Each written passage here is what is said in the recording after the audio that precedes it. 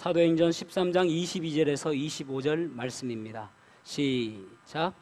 해하시고 다윗을 왕으로 세우시고 증언하여 이르시되 내가 이새의 아들 다윗을 만나니 내 마음에 맞는 사람이라 내 뜻을 다 이루리라 하시더니 하나님이 약속하신 대로 이 사람의 후손에서 이스라엘을 위하여 구주를 세우셨으니 곧 예수라.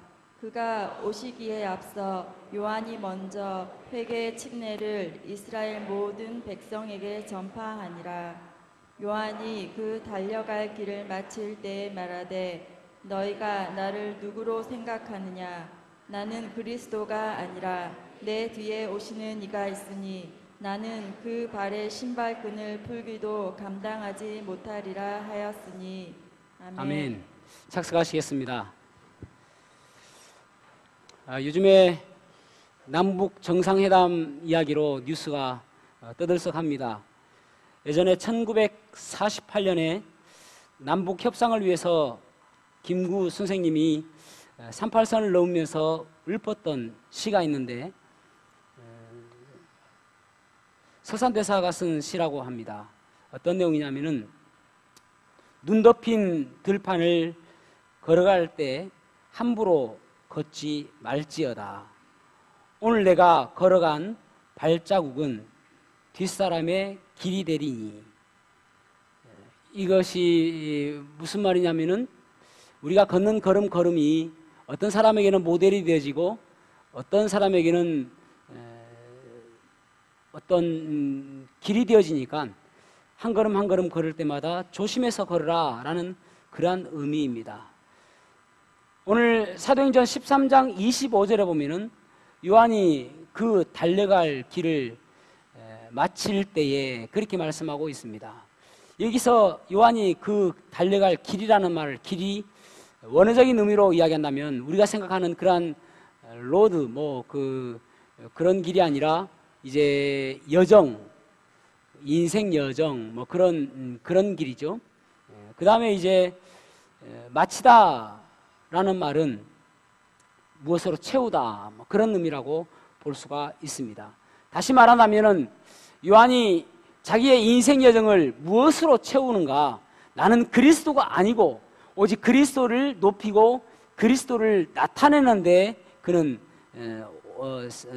인생을 살았다 그런 의미라고 할 수 있죠. 사도 바울은 사도행전 20장 24절에 나의 달려갈 길과 주 예수께 받은 사명 곧 하나님의 은혜의 복음 증거하는 일을 마치려 하면은 나의 생명을 조금도 귀한 것으로 여기지 아니하노라 라고 사도 바울은 그러한 사명을 가지고 살았던 인생입니다.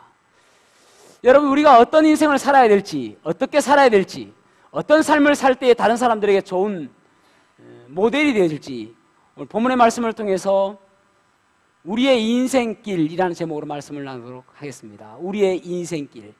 본문에서는 다윗의 길과 또 침례 요한의 길에 대해서 말씀하고 있습니다. 다윗의 길은 그가 하나님 마음에 합한 사람이고 하나님의 뜻대로 살았기 때문에 열왕기서를 보면은 많은 왕들이 선한 왕들은 다윗의 길을 따랐던 사람들을 선한 왕이라고 이야기하고 또 악한 왕들은 그와 반대로 여로보암의 길을 따랐던 사람들을 여로보암의 길에서 떠나지 아니하였다 그렇게 평가하고 있습니다. 그런 사람들을 악한 왕이었던 것을 보게 되어집니다.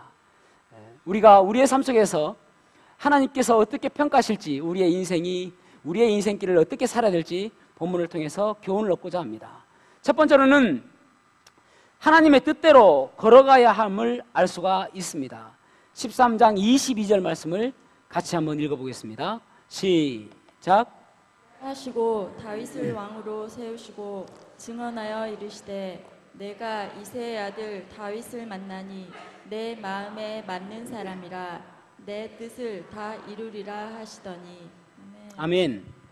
하나님께서 이 다윗을 만났는데 만나다라는 단어가 그냥 이 만난 것이 아니라 관찰하여 발견하다 그런 의미를 가지고 있습니다. 그러니까 어떻게 만났냐면은 많은 사람들 가운데서 하나님께서 기뻐하시고 좋아할 만한 사람을 관찰하여 보았는데 그 가운데서 다윗이 나왔다는 것입니다. 왜냐하면은 36절에 보면 이렇게 말씀하고 있습니다. 다윗은 당시에 하나님의 뜻을 조차 섬기다가 그렇게 말씀하고 있습니다. 왜 하나님의 마음에 맞았느냐? 왜 하나님께서 기뻐하셨느냐? 왜 하나님께서 원하시는 사람이었느냐 하면은 하나님의 뜻을 좇았던 사람이다 라고 말씀하고 있습니다. 하나님의 뜻을 좇았다는 말은 그의 생각대로 살지 아니하고 하나님의 뜻대로, 하나님의 뜻에 자기의 생각을, 자기의 뜻을 픽스시켜서, 고정시켜서 살았던 사람이 바로 다윗이다, 그렇게 말씀하고 있는 것입니다. 사울은 하나님의 영광과 하나님의 뜻보다는 자기의 생각대로 살았던 사람입니다. 내가 어떻게 하면 많은 사람들에게 인기를 얻을 것인가, 그렇게 살았던 사람인데, 다윗은 하나님의 뜻대로 살았던 사람. 하나님의 뜻은 어떤 것인가? 하나님께서 원하시는 것은 무엇인가? 하나님께서 원하시는 삶이 어떤 삶인가? 그렇게 살았던 사람이 다윗이라고 그렇게 말씀하고 있는 것입니다. 물론 다윗의 삶이 인생 전체가 다 잘 살았던 삶은 우리가 아닌 것을 잘 알고 있습니다. 예를 들어서 바세바를 통한 간음을 했고요.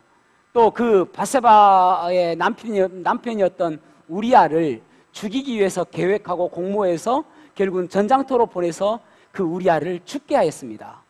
그런 것들은 악한 일이었죠. 그런데 그것보다도 나단 선지자가 와가지고 당신의 죄가 이것입니다라고 이야기했을 때에 그가 이때까지 공모하고 계획하고 모든 범죄했던 그것을 통회하는 마음으로 회개하는 이 다윗의 모습요. 아, 내가 이때까지 잘못 살았구나. 내 뜻이 이것이었는데 내가 생각하는 이것이 잘못 살았구나 해서 자기의 생각들을 모두 접고 하나님의 뜻대로 자기의 뜻을, 자기의 생각을 교정시키고 변화시킨 것이 잘한 것이죠. 여러분, 우리는 이때까지 오랫동안 살았지 않습니까? 오랫동안 습관이 있지 않습니까? 우리가 옳다고 생각하는 것들이 많이 있지 않습니까? 그런데 어느 한순간 하나님께서 너 잘못 살았다고 했을 때에 그때 우리는 무릎 꿇고 회개할 수 있냐는 거예요. 그것이 바로 하나님의 뜻에 우리의 생각을, 우리의 뜻을 고정시키는 그러한 삶이라고 할 수가 있는 것입니다. 다니엘서 1장 8절에 보면 다니엘은 어떤 사람이었는지를 말씀하고 있는데, 다니엘은 뜻을 정하여 왕의 음식과 그의 마시는 포도주로 자기를 더럽히지 아니하리라 하고 그렇게 말씀하고 있습니다. 어느 날 다니엘이 바벨론의 포로로 잡혀가게 되어집니다. 근데 가니까 자기들한테 오는 혜택이 너무나도 많은 거예요. 왜냐하면 그나마 귀족 출신들의 자녀들이 갔거든요. 그러니까 자기들에게 그 애굽에 발달되어 있는 학문들을 배우게 하고요. 또 기름진 아주 그 왕의 진미 그리고 포도주 이런 것들을 먹게 하더란 말이죠. 그런데 다니엘에게 무엇을 요구하냐면은 이런 거 다 먹어도 좋은데 단 한 가지 해야 될 것이 무엇이냐면 너의 이름을 바꿔라 라는 것입니다. 너의 이름을 바꿔라. 다니엘이라는 이름의 뜻은 하나님은 나의 심판관이십니다 라는 뜻입니다. 그런데 벨드사살로 바꿔라. 벨드사살은 너의 보호자는 벨이다. 벨은 그들이 그 바벨론 지역이 그때 섬겼던 말뚝신의 이름입니다. 그러니까 너의 보호자는 말뚝신이다. 그렇게 요구하는 것입니다. 그 말은 무슨 말이냐면은 네가 이때까지 하나님을 섬기는 섭리라고 생각하는 그 아이덴티티, 너의 정체성을 버리고 이제는 벨을 섬기는 사람이 되어라, 그런 말입니다. 세상 속에서 얼마나 좋습니까? 너무나도 누릴 것들이 많잖아요. 그 모든 거 다 주겠다는 것입니다. 그러면서 단 한 가지, 그냥 무늬만, 마치 우리가 교회에 와서 주일날 예배드리고 찬양하고 말씀 듣고 마치 여기 있으면 보면은 너무나도 믿음 좋은 것처럼 보여지지만 세상 속에 나가서는 또 세상과 똑같이 또 살아가고 세상 사람들이 원하는 방법대로 살아가는 그런 모습을 요구하고 있는 것입니다. 그래, 누리는 거 좋아. 그래, 너 교회 다니는 거 좋아. 예배 드리는 것도 좋아. 그렇지만은 주일날은 그렇게 하고 월화수목금토는 세상 속에서 즐기며 마치 창세기 3장 6절 말씀처럼 먹음직도 하고 보암직도 하고 지혜롭게 할 만큼 탐스럽기까지 한 그것들을 누리며 살아라는 거예요. 그것이 바로 세상이, 사단이 요구하는 것입니다. 저는 때로는 두렵습니다. 요즘 시대를 보면은 예전만 해도 세상이 휘둥그러지게 하게 그렇게 할 만한 것들이 별로 없었어요. 그리고 교회 나오면 너무나도 좋았단 말이죠. 그런데 오늘날에는 세상에 너무나도 좋아 보이는 것들이 많잖아요. 스마트폰도 보세요. 애들이 눈에 띄지는 못합니다. 얼마나 그 안에 매혹적이고 달콤한 유혹들이 얼마나 많은지 몰라요. 한시도 떼어놓지를 못해요. 스마트폰에서. 사단은 그렇게 이야기하죠. 교회 가서 예배드리고 교회 가서 기도하고 찬송하는 거 다 똑같이 해라. 그렇지만 세상 속에서는 그저 우리가 똑같이 살아가면 되는 거야. 티내지 말고 그렇게 살아가면 되는 거야. 그렇게 이야기한단 말이죠. 여러분, 뜻을 정해야 됩니다. 뜻을 정한다는 이 말의 의미는 무엇이냐면은 내 뜻을 접고 하나님 뜻에 내가 맞춘다는 것입니다. 하나님께서 원하시는 방법대로 방향을 돌려야 된단 말이에요. 회개해야 된단 말이에요. Return to God, 하나님께로 다시 돌아서야 된단 말이에요. 그렇게 뜻을 정해야 이 시대의 혼탁한 세상 속에서 그리스도인다운 삶을 살 수가 있는 것입니다. 여러분, 썬데이 크리스천 아시죠? 교회 나올 때는 무척이나 경건해 보이고 교회 나올 때 성경책 끼고 나올 때는 정말 믿음 좋은 것처럼 보이지만 주일날 빼고 그 나머지 6일 동안에는 세상 사람들과 똑같이 살아간다고 해서 그 사람들을 일컬어서 그 사람들의 닉네임이 썬데이 크리스천입니다. 우리의 삶은 어떻습니까? 다니엘은요, 그 이야기를 듣고 너는 그 사람들이 그를 부를 때에는 다니엘이라고 부르지 않습니다. 벨드사사라 부릅니다. 그때마다 다니엘은 다니엘 7장과 8장에 보면은 나 다니엘은 계속적으로 반복해서 이야기하는 것이 나는 다니엘입니다. 나는 벨드사살이 아닙니다. 라고 이야기하는 거예요. 여러분, 세상 속에서 나는 그리스도인입니다. 나는 내 뜻대로 살아가는 사람이 아니라 하나님의 뜻대로 살아가는 그리스도인입니다. 그렇게 뜻을 정해야 한단 말이에요. 그래야 세상 속에 물들지 않고 그리스도인답게 살아가는 인생이 되어지는 것입니다. 일본 사람들이 크리스찬이 참 부족합니다. 그런데 그 가운데 모치다 아키히로라는 사람이 있는데 모치다 아키히로라는 사람이 책을 오래되지 않은 책이에요. 크리스찬 변호사가 본 요지경 세상, 그런 책이 있습니다. 크리스찬 변호사가 본 요지경 세상. 이 모치다라는 사람이 원래 불교 집안이었어요. 그래서 불교 집안에서 불교를 믿고 살았습니다. 그런데 그의 인생은, 그의 삶은 방탕하고 술과 도박으로 그런 방탕한 인생을 살았던 사람입니다. 학교 공부도 못했어요. 우리하고 친근감이 있죠? 그런데 어느 날 성경을 보는데 깜짝 놀란 거예요. 성경을 딱 처음에 보니까 창세기 1장 1절에 태초에 하나님이 천지를 창조하시니라. 이걸 보고 깜짝 놀랐습니다. 아니, 이 세상이 자기는 우연히 생겼다고 생각했는데 하나님께서 창조하셨다는 거예요, 이 세상이. 그리고 쭉 읽어보니까 하나님께서 사람을 만드시고 하나님께서 모든 것들을 통치하고 계시다는 것을 그가 보게 된 거예요. 충격적이었습니다. 아니, 이 세상이 우연히 생겼다고 생각했는데 우연히 생기기는 너무나도 신기하고 너무나도 놀랍다고 생각했는데 이 세상을 창조하신 분이 하나님이라는 사실을 깨닫게 되어진 거예요. 그러면서 그곳에서 무릎을 꿇고 예수 그리스도가 본인의 죄를 위해서 십자가에 달려 돌아가셨다는 사실을 그가 믿게 되어집니다. 구원받게 되어져요. 그래서 그가 기도하는데 하나님께서 그에게 이야기하기를 사법고시를 쳐라. 여러분, 우리나라도 사법고시는 어렵습니다. 그죠? 우리는 좀 어렵잖아요. 아무나 칠 수 있는 것이 아니잖아요. 근데 일본도 마찬가지입니다. 법을 공부한다는 것이 쉬운 일은 아니에요. 그러니까 아까 제가 이야기했지 않았습니까? 공부를 좀 안 했다고. 그러니까 엄두가 나지 않는 일이거든요. 근데 하나님께서 사법시험을 준비해라 라는 그 이 음성을 듣고 그가 사법시험을 준비하게 되집니다. 그래서요, 사법고시를 패스하고 변호사가 된 거예요. 그러면서 수도 없이 많은 사람들 가운데서 강연하고 또 강으로 강의할 때에 그들에게 이야기하기를 뭐라고 이야기하냐면은 이 세상을 통치하시는 분은 하나님이십니다. 우리의 방향을 바꿔야 됩니다. 지금 여러분 가고 있는 이 방향 내에서 하나님을 믿는 사람으로 바뀌어져야 여러분 인생이 바뀝니다. 제가 그 사람입니다. 제가 그렇게 방향을 바꿈으로 인해서 내 인생이 달라졌습니다. 라고 모치다가 그렇게 고백하면서 그렇게 간증하면서 다니는 거예요. 여러분, 정해야 됩니다. 내가 어느 편에 설 것인가? 세상 편에 설 것인가? 하나님 편에 설 것인가? 하나님 뜻대로 살 것인가, 세상 뜻대로 살 것인가, 사단의 편에 설 것인가, 아니면 하나님 편에 설 것인가 정해야 되는 거예요. 그래서 하나님 편에 서 있을 때에 하나님께서 지혜 주시고 능력 주시고 힘 주시고 하나님의 은혜로 살 수 있게 해 주시는 것입니다. 저와 여러분이 뜻을 정하는, 하나님 뜻대로 살겠다라고 결심하는, 그래서 세상 속에서 내 생각과 내 모든 자아들을 다 죽이고 하나님 뜻에 픽스시켜서 고정시켜서 살아가는 그러한 그리스도인 되기를 주님의 이름으로 축복합니다.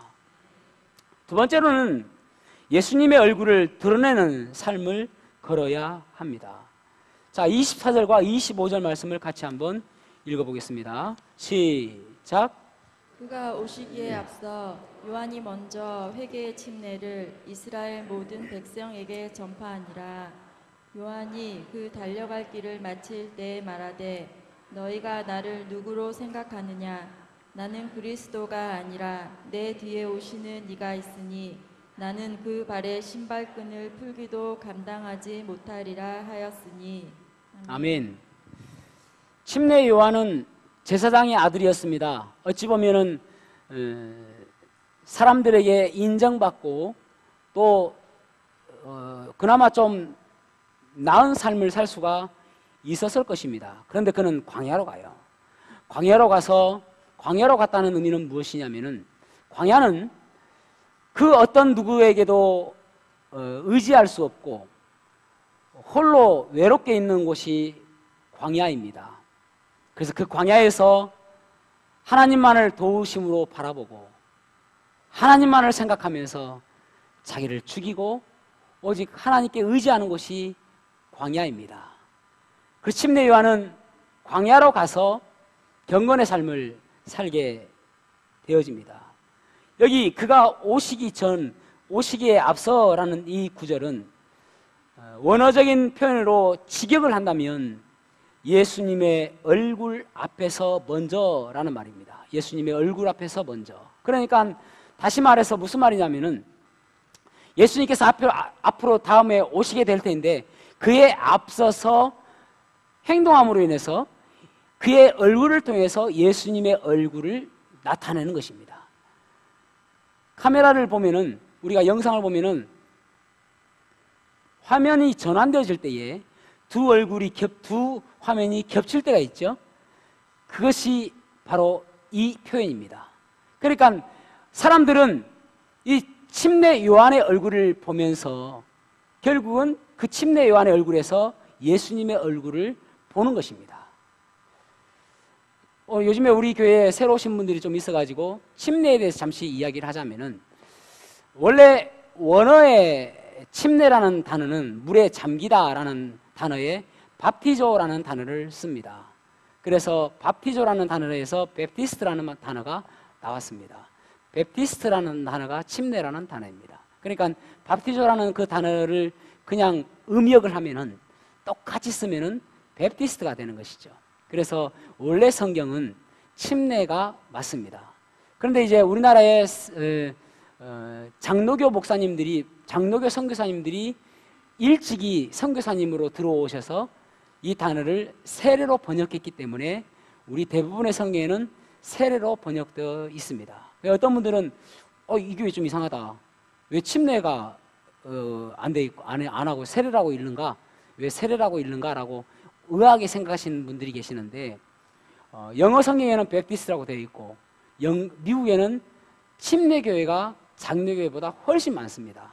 그래서 미국에서는 대부분 다 침례가 더 맞다고 생각하고, 우리 교회는 장로교회가 더 많으니까 세례가 맞다고 생각하는데, 대부분 목사님들은 원래 원어적인 의미는 침례가 맞으나, 장로교회 목사님들이 그래요. 맞으나 그러나 형식이 그리 중요합니까? 라고 해서 이야기를 하는 것입니다. 그러니까 원래 성경은 침례가 맞다는 것을 이야기를 합니다. 침례 요한이 그래서 이제 얼굴에서 예수님의 얼굴이 나타나게 되는 것이죠. 그러면서 그가 이야기하기를 회개하라 천국이 가까웠느니라 라고 하는 그 이야기 가운데서 결국은 예수님의 사역을 앞에서 돕기 위해서 나타난 거예요. 침례 요한은. 침례 요한이 침례를 주는 그 침례는 구원의 침례가 아니라 예수님께서 오셔서 주는 침례는 구원의 침례인데 침례 요한의 침례는 그 죄를 회개하는 회개의 침례입니다. 좀 다르죠. 그러니까 결국은 본 주인공은 예수님이라는 것을 나타내는 거예요. 침례 요한은 예수님의 얼굴을 나타내기 위해서 왔다는 것입니다. 성경은 말라기가 쓰여진 구약의 마지막 말라기가 쓰여진 이후에 400년 동안 하나님께서는 침묵하고 계셨습니다. 그 기간을 400년 침묵 기간이라고 이야기합니다. 그 시대에는 성경이 더 이상 기록되지 않았습니다. 침례 요한이 등장하기 전까지는 하나님께서 말씀하지 않으셨어요. 이 400년 동안 그들은 하나님의 음성에 대해서 아주 굶주려 있었던 것이죠. 그런데 침례 요한이 딱 나타나가지고 하나님 말씀을 이야기하니까 사람들이 이 침례 요한이 메시아다라고 하는 사람들도 있고, 어떤 사람들은 이 침례 요한은 그리스도다라고 하는 사람들도 있었습니다. 그래서 침례 요한이 뭐라고 단호하게 이야기하면 나는 아니다라고 이야기합니다. I am not Christ. 나는 그리스도가 아니다라고 이야기하는 거예요. I am not이라는 이 단어에는 나는 결코 그리스도가 아닙니다. 나는 결코 그런 사람이 아닙니다. 나는 그저 그분 신발끈 풀기도 신발끈을 푸는 사람은 노예들이 한 일이거든요. 그 일을 감당하기도 부족한 사람입니다 라고 그는 고백하고 있는 것입니다. 오직 그는 예수 그리스도를 나타내기 위해서 살았단 말이죠. 여러분, 우리의 삶이 우리가 얼마나 나타나느냐가 중요한 것이 아니라 내 삶을 통해서 얼마나 예수 그리스도의 얼굴이 나타나느냐가 중요한 것이죠. 그래서 갈라디아서 2장 20절에 보면은 내가 그리스도와 함께 십자가에 못 박혔나니 그런즉 이제는 내가 산 것이 아니요 오직 내 안에 그리스도께서 사신 것이라. 이제 내가 육체 가운데 사는 것은 나를 사랑하사 나를 위하여 자기 몸을 버리신 하나님의 아들을 믿는 믿음 안에서 사는 것이라, 그렇게 말씀하고 있습니다. 여러분, 우리의 삶에서는 우리의 목적은 무엇이냐면 예수 그리스도가 내 삶 속에서 나타나는 거예요. 내가 드러나고 내가 나타나는 것이 아니라 내 삶 속에서 예수 그리스도가 비로소 나타나야 그때야 다른 사람들이 저런 삶이 예수 그리스도의 삶이구나, 그렇게 그 삶을 동경하게 되는 것이죠. 광주에서 처음으로 예수님 믿은 사람이 최흥종이라는 분입니다. 1904년에 그곳에 선교사님으로 한 분이 오셨는데 포사이드 선교사님입니다. 의료 선교사님입니다. 이 포사이드 선교사님이 산에 이제 움막을 치고 살았는데, 이 원래 최흥종이라는 이분은 그 동네 깡패였어요. 근데 이제 외국 사람이 와서 있으니까 어떻게 하면은 내가 좀 출세하고 돈 좀 벌 수 있을까라는 생각에 그 선교사님을 기웃기웃하게 되어졌습니다. 그래서 이제 보니까 선교사님이 이 말을 타고 가다가도 그 한센병 환자들이 많은데 한센병 환자들을 보면은 그 사람을 말에 태우고 자기가 고삐를 끌고 가는 거예요. 그리고 어떤 경우에는 마차를 타고 가다가도 한센병 걸린 사람이 있으면은 이렇게 막 안고 가고 그런 것을 보게 되는 것입니다. 그런데 한 번은 이분이 이제 따라가는데 또 그 한센병 걸린 분을 한 번 지팡이를 짚고 가는 분을 발견한 거예요. 그러니까 이 포사이드 선교사님이 이 한센병 걸린 사람을 안고 그 지팡이 좀 짚어달라고 이 최영종이라는 사람한테 시킨 것입니다. 근데 최영종이라는 사람이 보니까 지팡이에 고름이 묻어있고 얼마나 지저분한지 몰라요. 더러워가지고 못하겠다는 것이죠. 저 못합니다. 빨리 주워 주세요. 못하겠다는 것입니다. 근데요, 이 포사이드 선교사님이 그 지팡이를 탁 짚는 거예요. 안고 있어서 잘 못 짚지 않습니까? 그런데 그 힘겹게 그것을 짚는 것을 보게 되는 거예요. 그래서 집에 와서 이분이 고민에 쌓였습니다. 나는 엄두도 못 내는 그런 일인데 어떻게 저 선교사님은 저렇게 쉽게 그 지팡이를 손에 잡을 수 있었을까? 그 힘은 어디에서 왔을까? 그런 생각을 갖게 되어지는 것이죠. 그러면서 결론이 무엇이냐면은 이것은 예수교의 능력이다, 그 생각이 드는 것입니다. 이 예수교의 능력이 이 정도라면은 나도 이 예수교를 믿어야 되겠다는 생각이 드는 것이죠. 결국은 이 포사이드 선교사님의 모습 속에서 예수님의 모습을 발견하게 되어지고 이분도 예수님을 믿게 되어지고 광주 지역에서 처음으로 이분이 목사님이 되어져요. 나중에 이분이 이제 자기 그 유산으로 1000평이 땅이 있었는데 그것도 기증해가지고 근대식 한센병원을 세우게 되어집니다. 그러면서 그가 나중에 이제 86세가 돼서 죽거든요. 죽었을 때에 많은 한센병 환자들 또 많은 그 고아들이 와가지고 아버지가 돌아가시면 우리는 이제 누굴 믿고 살아갑니까? 그렇게 통곡을 하더라는 것입니다. 여러분, 이 최응종 목사님을 변화시킨 것은 무엇입니까? 이 포사이드 선교사님의 예수 그리스도의 모습, 그런 모습이죠. 종교학에서는요, 고등종교와 하등종교로 나눕니다. 고등종교는 자기 부인이 있는 종교를 고등종교로 이야기하고, 하등종교는 자기 부인이 없는 종교를 하등종교라고 이야기합니다. 우리 와이프 말고요. 자기 부인. 예. 근데 이제 그 정화수 떠놓고 뭐 그렇게 하는 것들은 거의 하등종교죠. 자기 부인이 없으니까. 그런데 고등종교는 불교 이런 것들은 고등종교로 칩니다. 왜냐하면 절제하고 자기가 나타나려고 하지 않는 그런 것들이 있죠. 그러니까 일반 종교와 기독교의 차이는 무엇이냐면은, 일반 종교는 자기 부인 저번 주도 이야기했던 것처럼 오체투지하면서 자기 부인하고 자기를 절제하고 하지 않습니까? 여기서 끝나는 거예요. 일반 종교는. 기독교는 무엇이냐면은 여기서 끝나는 것이 아니라 다른 것이 보여지는 거예요. 그것이 누굽니까? 예수 그리스도죠. 그런데 종교학에서 이야기할 때에 그 고등 종교가 타락하는 시점이 언제인가 하면은 그 고등 종교에서 자기 부인이 사라질 때예요. 그래서 우리는 기독교는 고등 종교라고 아까 말씀드렸죠. 종교학에서, 세상적인 종교학에서 그렇게 이야기한단 말이에요. 그런데 그 기독교에서 자기 부인이 사라지고 내가 드러나고 내가 나타나게 되어질 때, 그때 기독교가 타락하게 된다는 말이에요.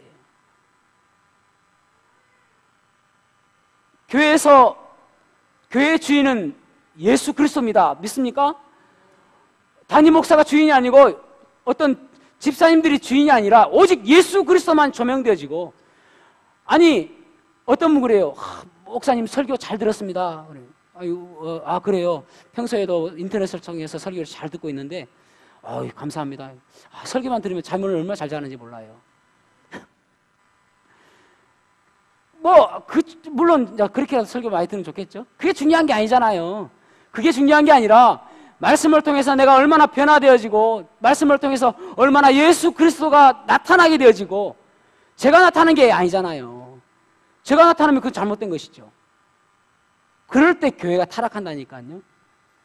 자기 부인이 없어지고 교회가 모든 성도들이 내가 살아나고 말이죠.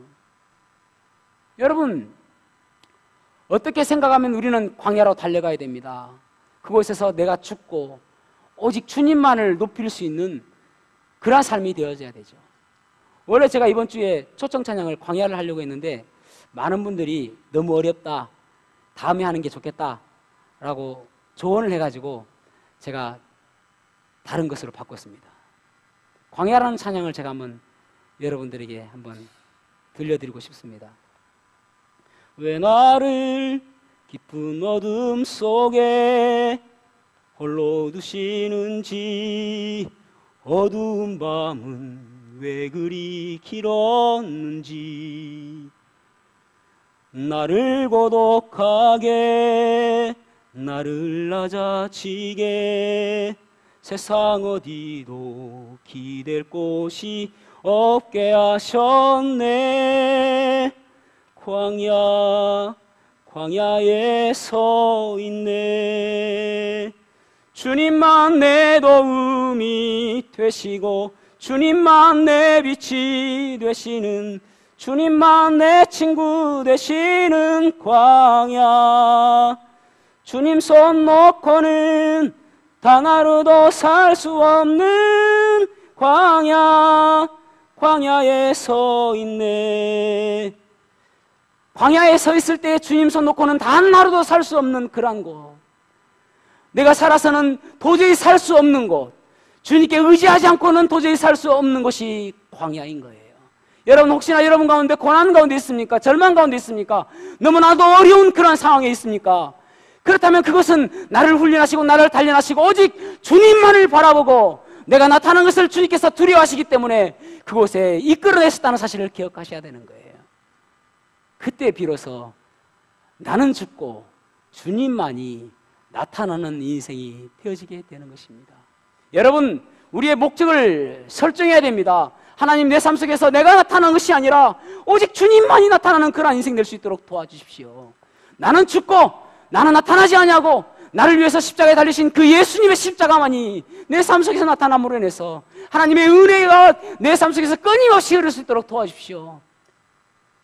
그런 삶으로 결정하셔야 되죠.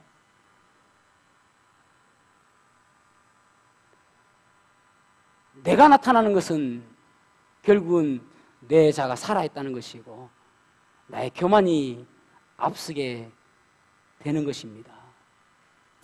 그래서 여러분, 내 삶 속에서 오직 주님만, 주님의 얼굴이 나타나는 그러한 삶을 사모하셔야 하는 것입니다. 요시야 하면은 우리가 참 선한 왕이라고 이야기를 합니다. 왜 선한 왕인가? 열왕기하 23장 25절에 보면은 요시야와 같이 마음을 다하며 뜻을 다하며 힘을 다하여 모세의 모든 율법을 따라 여호와께로 돌이킨 왕은 요시야 전에도 없었고 후에도 그와 같은 자가 없었더라. 그렇게 말씀하고 있습니다. 요시야가 무엇을 소중하게 여겼냐면은 22장 열왕기하 22장 11절에 세 번역으로 이렇게 말씀하고 있습니다.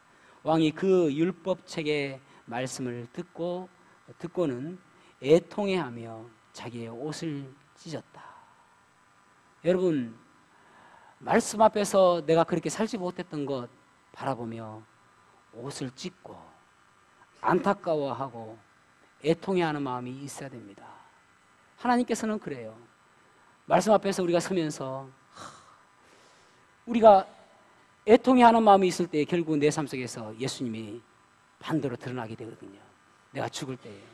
근데 요시야와 반대되는 사람이 누구냐면은 그의 아들 여호야김입니다. 여호야김은 어떤 사람이냐면은 23절을 보세요. 예레미야 36장 23절을 보면은 여후디가 선어 쪽을 낭독하면 이 여호야김입니다. 왕이 면도칼로 그것을 연하여 베어 화롯불에 던져서 두루마리를 모두 태웠더라. 말씀을 들었는데 그것을 보고 안타까워하고 애통해하는 것이 아니라 면도칼로 찢어서 듣기 싫은 거예요. 화로에 던진 것이죠.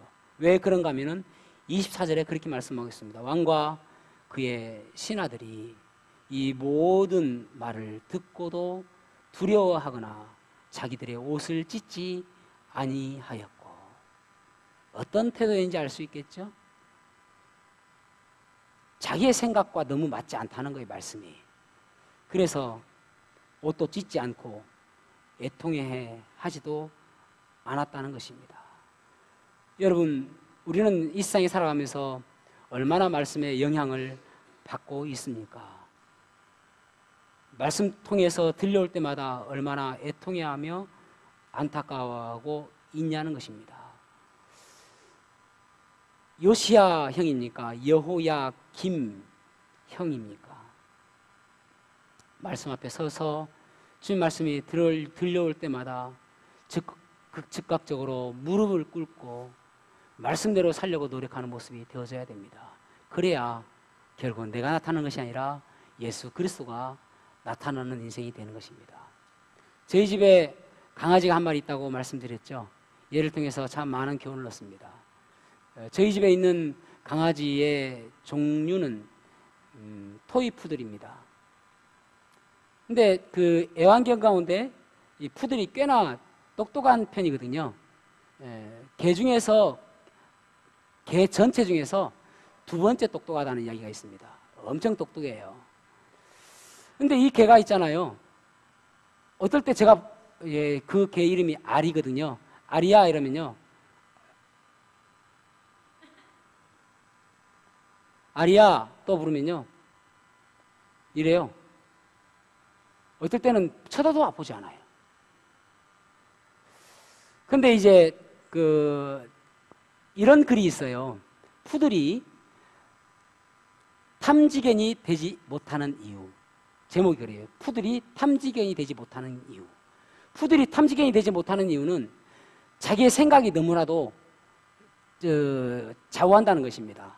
그래서 다른 개들은 자기의 생각이 별로 중요하지 않아요. 왜냐하면 주인대로 주인이 시키는 대로 하거든요. 근데 푸들은 주인이 부를 때에 저 사람이 지금 나에게 간식을 주려고 부른다 하면 급하게 달려와요. 와, 간식 준다, 먹으러 가자 하는데 제가 부르는 것이 영 간식 줄 태도가 아니에요. 그러면 안 와요. 왜 부르는데? 귀찮게. 이런 태도예요. 그러니까 진짜 그 좋은 머리로 국가를 위해서 탐지견이 되어지고 이 주인을 위해서 몸과 마음과 정성을 다해서 섬기면 얼마나 이쁘겠습니까? 근데 그게 아니라니까요. 좋은 머리로 자기가 스스로 판단하고 이것은 간식 타임이 아니야, 이것은 그냥 지가 심시해서 부르는 거야 하면 안 온다니까요. 머리가 좋아서요. 여러분, 우리가 너무 머리가 좋아서 혹시나 말씀 앞에서 그렇게 반응하지 못하는 건 아닙니까? 그런 인생은 어떤 인생이라고요? 푸들 인생. 푸들 인생이에요. 푸들 인생. 여러분, 말씀 앞에서 겸손한 마음으로 애통해하며 그 말씀대로 살기를 노력하시기를 바랍니다. 그럴 때 우리의 삶 속에서 내가 아니라 예수 그리스도가 나타나게 되는 것이죠. 여러분, 우리의 인생 여정 속에서 우리의 길은 어떻게 생각하면 많은 사람들에게 역사가 되어질 수도 있고, 어떻게 생각하면 우리의 길이 모델이 될 수가 있습니다. 나도 저렇게 살아야 되겠다.